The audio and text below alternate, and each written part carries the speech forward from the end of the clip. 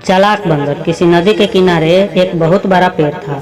उस पेड़ पर एक बंदर रहता था। उस पेड़ पर बड़े मीठे फल लगते थे। बंदर उन्हें पेट भर खाता और मौज उड़ाता। वह अकेले ही मजे में दिन गुजार रहा था। एक दिन मगर उस नदी में से पेड़ के नीचे आया।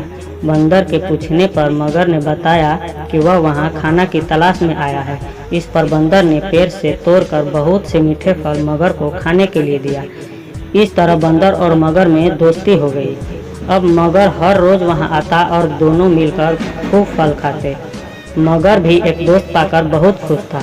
एक दिन बात बात में मगर ने बताया कि उसकी पत्नी है जो नदी के उस पार उसके घर में रहती है।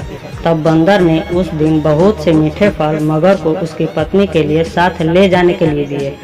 इस तरह मगर रोज जी भर फल खाता और अपनी पत्नी के लिए भी लेकर जाता। मगर की पत्नी को फल खाना तो बहुत अच्छा लगता था, पर पति को घर से देर लौटकर आना पसंद नहीं था। एक दिन मगर की पत्नी ने मगर से कहा कि अगर वह बंदर रोज रोज इतने मीठे फल खाते हैं तो उसका कलेजा कितना मीठा होगा। मैं उसका कलेजा खाऊंगी। मगर ने उसे बहुत समझाया पर वो नहीं मानी। मगर दावत के बहाने बंदर को अपनी पीठ पर बैठाकर अपने घर लाने लगा। नदी के बीच में उसने बंदर को अपनी पत्नी की कलेजे वाली बात बता दी। इस पर बंदर ने कहा कि वो तो अपना कलेजा पेड़ पर ही छोड़कर आया है। वह उसे हिफाजत से पेड़ पर रखता है, इसलिए उन्हें वापस जाकर कलेजा लाना पड़ेगा। मगर बंदर को वापस पेड़ के पास ले गया। बंदर छलांग मारकर पेड़ पर चढ़ गया।